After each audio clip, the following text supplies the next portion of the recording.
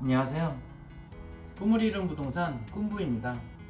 오늘은 주택임대차 분쟁조정위원회에서 주택임대차 분쟁조정 Q&A에 대해 말씀드리겠습니다. 분쟁조정 예방조치, 분쟁대상, 분쟁대리, 성립과 효력 정도가 있습니다. 그리고 다음 시간에는 주택임대차 분쟁조정 사례집이 나왔습니다. 2021년 12월에 발표가 됐는데요.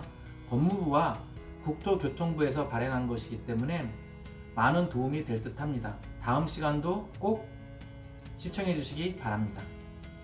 임대차가 종료되고 이사를 나왔는데 분쟁 조정을 신청할 수 있나요? 임대차 계약이 종료되어도 보증금 반환 분쟁, 손해배상 분쟁 등 조정위원회의 심의, 조정 대상에 해당되면 조정 신청을 할 수 있습니다. 분쟁 조정을 신청했는데 상대방 피신청인이 조정에 응하지 않으면 어떻게 되나요? 상대방 피신청인이 조정 절차에 응하지 않는다는 의사를 밝힌 경우 조정 신청은 각하가 됩니다. 여기서 각하란 분쟁 조정 절차를 종료시키는 것을 말합니다. 법원에 소송이 제기되었는데 분쟁 조정을 신청할 수 있나요? 법원에 소송이 제기된 경우 민사조정이 신청된 경우와 법률구조공단에 분쟁 조정이 신청된 경우에는 조정위원회 조정 신청을 할 수 없으며 신청한 경우에도 각하가 됩니다. 공인중개사를 상대방으로 한 분쟁 조정을 신청할 수 있나요? 이 분쟁 조정은 주택임대차와 관련하여 임대인과 임차인 간의 분쟁을 조정하는 제도입니다. 따라서 임대인 또는 임차인이 임차인 또는 임대인을 상대로 분쟁 조정을 신청할 수 있습니다. 이 공인중개사를 상대방으로 한 이 분쟁이 만약에 생기게 되면 그것은 해당 지자체의 부동산 관련 지적과나 정보과에 문의를 하시는 것이 빠릅니다. 임대인이 법인인 경우 법인을 상대로 분쟁 조정을 신청할 수 있나요? 이 임대인이 법인이라도 분쟁 조정을 신청할 수 있습니다. 조정은 언제부터 개시가 되나요? 조정 신청서를 접수하면 즉시 개시됩니다. 주택임대차보호법 제22조 제2항입니다. 친구 등을 대리인으로 하여 분쟁 조정을 신청할 수 있나요? 친구, 직장 동료, 공인중개사, 법무사, 주택관리 직원 등을 대리인으로 하여 분쟁 조정을 신청할 수는 없습니다. 이 원칙적으로 법률상 대리인 및 변호사만 대리를 할 수 있습니다. 다만 일정한 경우 조정위원회의 허가를 받은 경우에 조정 대리가 가능합니다. 여기서 조정위원회의 허가를 받는 경우는 특별한 경우겠죠. 예를 들어서 임차인이 급하게 외국을 나간다거나 아니면 남편의 이름으로 계약을 했을 때 와이프가 대리를 한다거나 이런 경우가 생길 수 있을 듯 합니다. 아주 특별한 경우에 불가항력적인 일이 생겼을 때 조정위원회에 서류를 제출해서 허가를 받는 경우가 있을 수 있겠습니다. 이 조정이 성립되면 어떤 효력이 있나요? 당사자 간의 조정안에 관하여 협의가 성립하고 강제 집행을 승낙하는 취지의 협의가 기재된 조정에서 정부는 집행력이 있는 집행권원과 같은 효력이 있습니다. 즉 일반 당사자가 조정서 정번의 내용대로 이행하지 않을 경우 법원에 압류, 경매 등 강제 집행을 신청할 수 있다는 것입니다.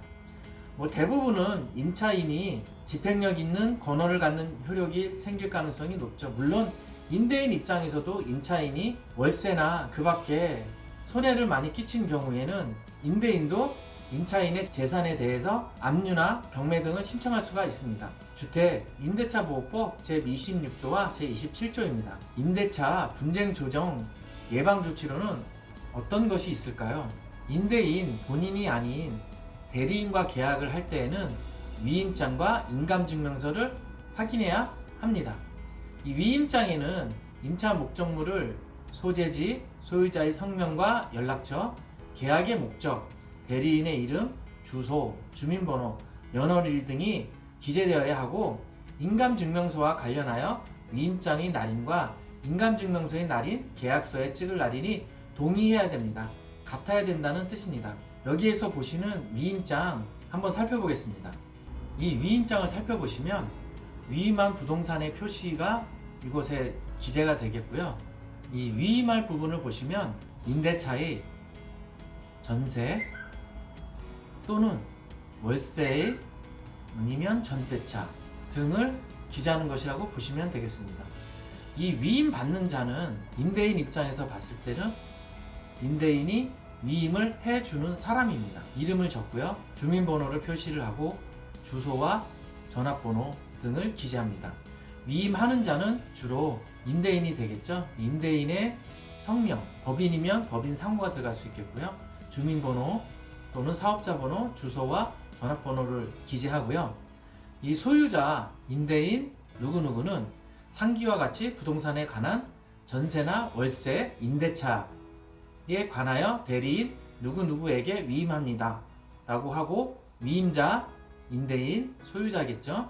수임자, 임대를 받는 사람, 현장에 나온 사람이겠죠. 연월일을 표시를 하고요. 첨부로 위임자의 인감증명서를 첨부를 해야 합니다.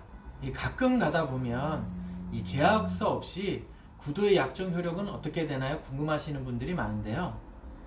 이 임대차 계약은 의사의 합치가 있으면 성립하고 별도의 요식행위를 요하지는 않습니다. 따라서 계약서 없이 체결하는 구두 약정도 유효하지만 훗날 분쟁의 소지가 있을 수 있으니 계약 조건을 서면화하여 체결하는 것이 안전하겠습니다.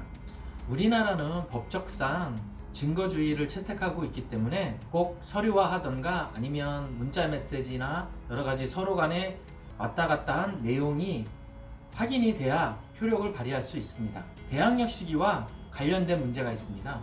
이 주택임대차보호법상 임차인이 주택을 점유하고 주민등록 전입신고를 하면 그 다음 날부터 제3자에 대한 대항력이 발생합니다.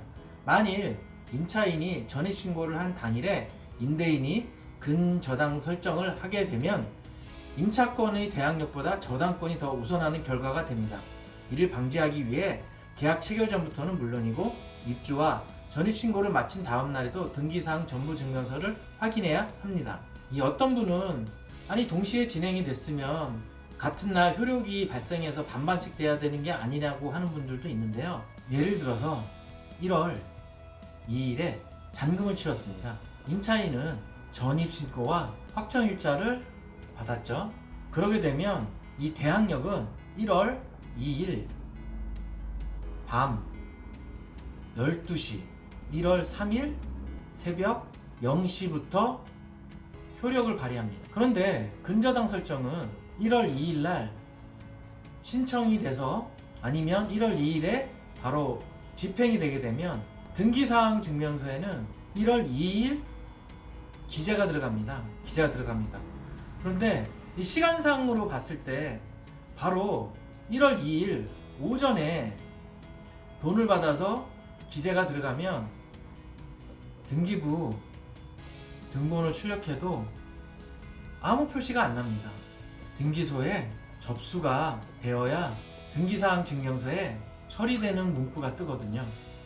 그렇기 때문에 근저당 설정을 하게 되면 바로 그날 1월 2일에 바로 먼저 설정이 잡히게 되기 때문에 우선순위에서 임대차의 전입신고 확정일자는 밀리게 되는 것입니다. 그러면 임차인의 보증금이 위험할 수가 있게 되는 상황이 되는 것이죠.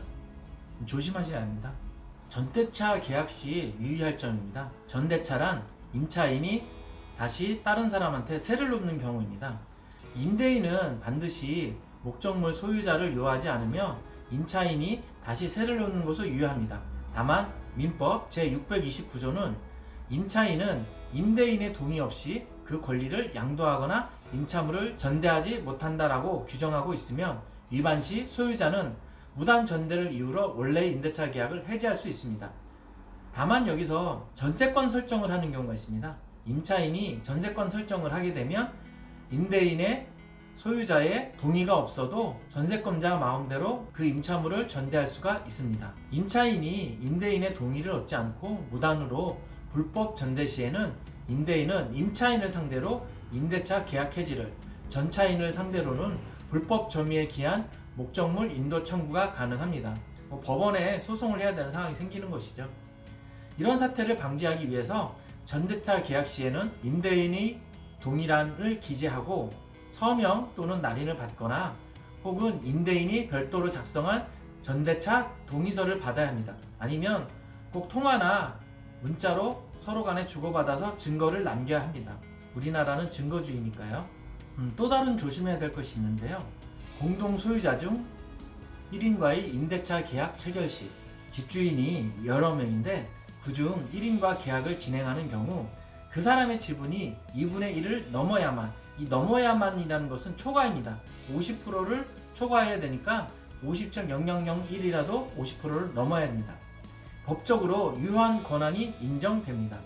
이와 관련해서 부부가 각각 절반씩 소유하고 있는 집에 대해 임대차 계약을 체결하는 경우도 나머지 배우자의 동의를 받는 것이 좋습니다.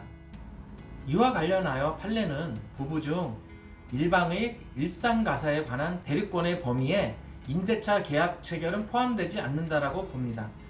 임대차 계약 체결은 포함되지 않는다는 말은 부부가 일상적인 가사 대리에 포함되지 않기 때문에 허락이 필요하다는 뜻입니다. 그런데 실제상으로 보면 부부가 어느 한쪽이 못 나오는 경우에 보편적으로는 다가구가 아니고 아파트나 일반적인 하나의 주택으로 이루어진 다세대, 오피스텔 같은 경우는 크게 문제가 안 되는 경우가 많습니다. 실제적으로 문제 발생 시에는 부부 중 한 분이 나왔을 때 한 분에게 손해배상 청구가 될 수 있다고 보기 때문에 특별한 경우가 아닌 이상은 크게 문제가 되지는 않지만 법적으로는 꼭 챙겨야 하는 부분입니다. 부부 중 한 분만 나왔을 때도 위임장을 첨부한다거나 그 자리에서 전화통화를 한다거나 확인이 필요하다고 할 수 있겠습니다. 이 기타 사항으로 개업공인중개사의 중개하에 체결된 임대차 계약 후에는 주택임대차계약서, 증거대상물 확인 설명서, 공제증서 등을 꼭 잘 보관하시고요.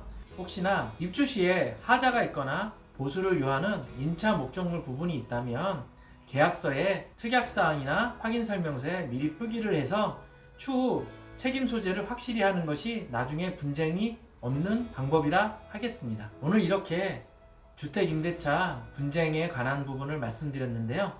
다음 시간에는 주택임대차 조정 사례집이 있습니다. 2021년 12월에 나온 것인데요. 법무부와 국토교통부에서 나온 것입니다. 다음 시간에도 시청 부탁드리겠습니다. 감사합니다.